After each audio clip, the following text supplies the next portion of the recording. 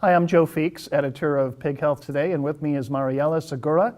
She is with the Department of Pathology and Microbiology at the University of Montreal. Thank you for joining us today, Mariela. Hi, how are you doing? I'm doing well, thank you. We're going to talk about Strep Suis, and I understand this is a pretty difficult pathogen to control, isn't it? Well, we don't have an effective vaccine right now, so we need to keep studying the epidemiology of the disease, monitor virulence strain, and try to learn more about the pathogen and learn how to manage it. And what's the real challenge with it? It's the virulence of the Strep Suis and how it keeps changing. Could you talk to us about that a bit? Well, the situation in North America is the same since the last 10 years. I know that some veterinarians have reported an increase of clinical cases or the severity of clinical cases. Still, we have been isolated the same serotypes since the last 10 years. So we have the same serotypes circulated in our farms.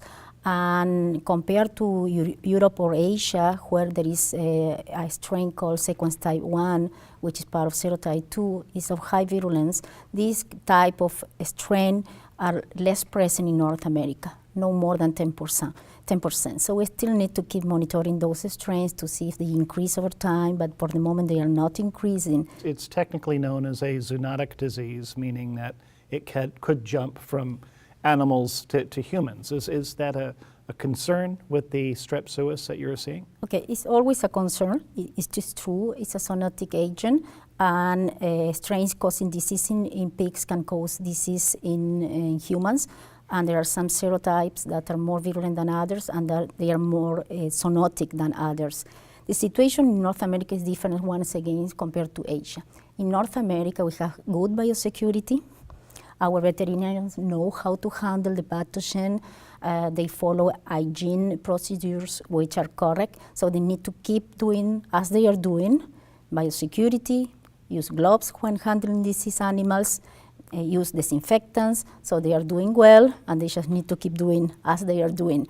The other point is our strains are of less virulence than strains in Europe and Asia, so we are at lower risk compared to Europe. Once again, the situation in Asia is different because in Asia, people, like the general population, is at risk, not just veterinarians, because they are in close contact with piglets and they don't have biosecurity, and they have those hypervirulent strains circulating there. Now, you mentioned wanting to develop a vaccine for Strep Suis.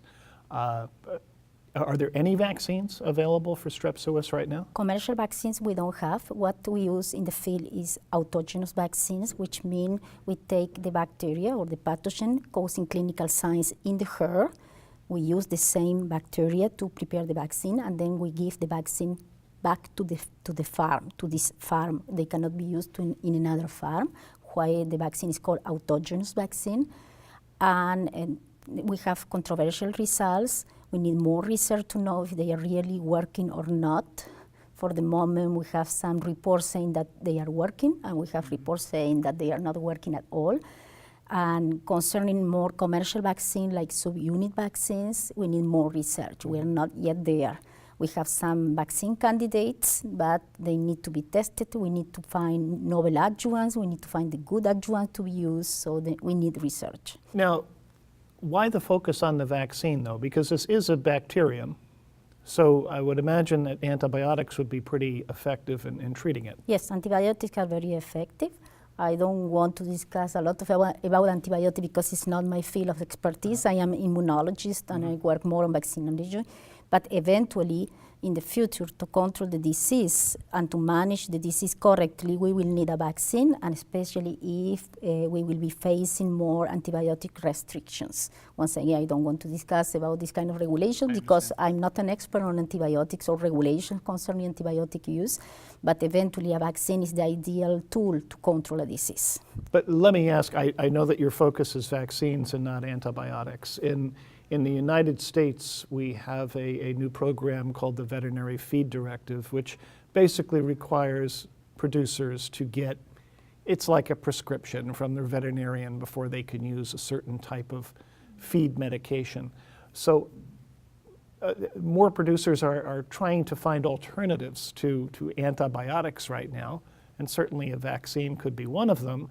but if they're backing off antibiotics, I mean, that can also maybe increase pressure from certain bacteria. Would you agree? Well, reducing the use of antibiotic will lead to an increase in clinical cases, and it has been seen in science what is called biological farms. And it's not only for Streptococcus suis, it's true for other pathogens as well. In this case, once again, the way to control an infection in the absence of a medication would be a vaccine.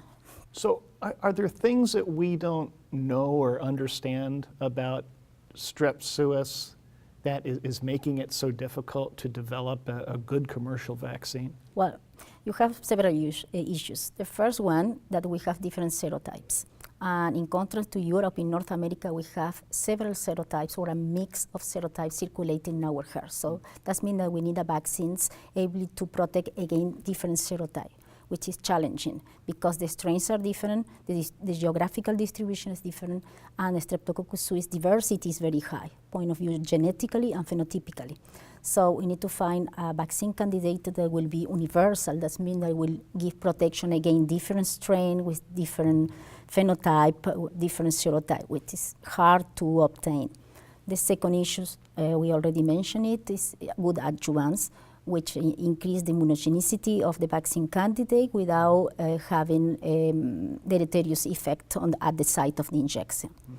And the third issue is maternal immunity. If we want to vaccinate piglets, we need to know the window we have without having interference with the maternal antibodies. I mean the antibodies that have been transferred from the mother to the piglets. So we don't know exactly the window we have. We need to study that before having a vaccine working for piglets. So that's part of the challenge we have right now. Do you feel like you're making progress? We're making progress step by step, slowly. We are still working on there. We work on the subunit side. We work also to understand how bacteriums work, how autogenous vaccines work, how we can improve them. And so we have both sides, like subunit vaccines, as well as keep going on bacteriums and autogenous vaccines and try to understand them. Now, you said that your specialty is immunology. Why the focus on Strep Suis? Well, I have been working with several pathogens from parasites to bacteria, so I guess it's a good challenge. I mean, we don't have a vaccine, so when you don't have a vaccine, this is an opportunity for an immunologist. But I also studied immunology in general. And Streptococcus suis, we don't know much about the immunopathogenesis of the disease. We don't understand yet how the bacteria induces disease, how the host reacts to the disease. So there is, yes, the applied research, vaccinology, but I also like fundamental research. I study the pathogen and I study the host reaction to the pathogen, so we can understand more about this interaction. If we can understand more, then we can apply the knowledge to develop a vaccine. Well, it certainly sounds challenging, but you seem determined to make it work. Yeah, of course, we will try. I hope so. Excellent. We've been talking to Mariela Segura. She is an associate professor in the Department of Pathology and Microbiology at the University of Montreal. Thank you again for your time, Mariela. Well, thank you to you.